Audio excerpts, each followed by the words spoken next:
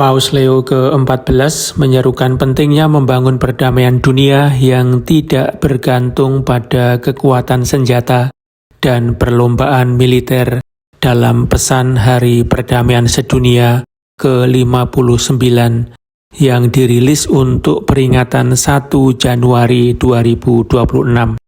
Dalam pesannya, Paus menegaskan bahwa damai sejati berasal dari Allah dan diwujudkan melalui sikap rendah hati, ketekunan, serta penolakan terhadap kekerasan. Mengawali pesannya dengan salam damai sejahtera bagi kamu, Paus menegaskan bahwa damai Kristus yang bangkit adalah damai tanpa senjata dan damai yang melucuti senjata.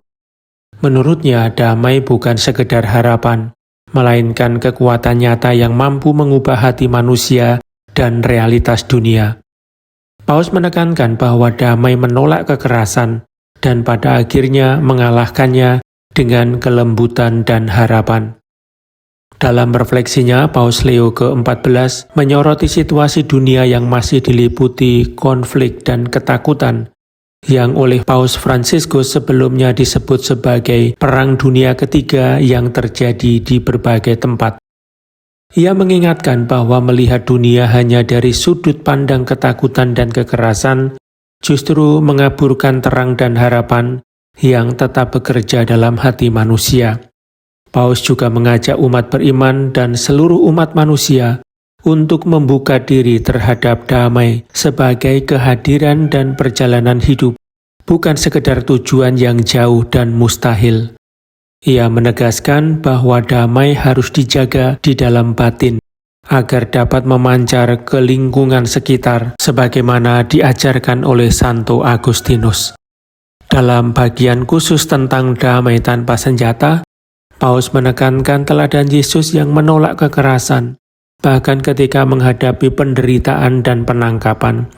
Ia mengingatkan bahwa membela kebenaran dengan kekerasan bertentangan dengan jalan Injil. Oleh karena itu, umat Kristiani dipanggil untuk menjadi saksi kenabian yang memilih belas kasih dan dialog, serta menolak logika balas dendam. Paus Leo ke-14 juga menyoroti meningkatnya belanja militer global yang pada tahun 2024 mencapai 2.718 miliar dolar Amerika Serikat atau sekitar 2,5% dari produk domestik bruto dunia. Menurutnya, peningkatan ini mencerminkan hubungan antar negara yang dibangun atas dasar rasa takut, bukan kepercayaan, hukum, dan keadilan. Ia mengingatkan bahwa ketergantungan pada senjata, termasuk senjata nuklir dan teknologi kecerdasan buatan di bidang militer, beresiko menghilangkan tanggung jawab moral manusia dan memperparah kehancuran. Selain itu, Paus mengkritik kecenderungan dunia pendidikan dan komunikasi publik yang menanamkan rasa ancaman dan membenarkan kekerasan atas nama keamanan. Ia menegaskan bahwa cinta akan perdamaian juga berarti kesediaan untuk mendengarkan pihak lain dan membuka ruang dialog, sebagaimana ditegaskan oleh Konsili Vatikan II. Dalam pesan tentang damai yang melucuti senjata, Paus menekankan bahwa kebaikan dan kerentanan memiliki kekuatan untuk melucuti senjata. Ia mengingatkan bahwa misteri inkarnasi menunjukkan Allah yang hadir tanpa kekuatan duniawi, dan bahwa perhatian kepada mereka yang rapuh, terutama anak-anak, dapat mengubah hati manusia secara mendalam. Paus Leo ke-14 juga menegaskan peran penting agama-agama dalam mencegah penyalahgunaan iman untuk membenarkan kekerasan, nasionalisme sempit, dan konflik bersenjata. Ia menyerukan penguatan doa, kehidupan rohani, serta dialog ekumenis dan antar agama sebagai jalan menuju perdamaian.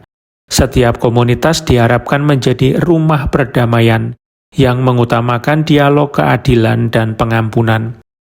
Di bidang politik, Paus mengingatkan para pemimpin dunia akan tanggung jawab besar mereka untuk membangun kembali hubungan antar negara yang didasarkan pada kepercayaan, kejujuran, dan kesetiaan pada perjanjian internasional. Ia menegaskan bahwa diplomasi, dialog, dan hukum internasional adalah jalan yang harus diperkuat, bukan dilemahkan, di tengah situasi dunia yang penuh ketidakstabilan.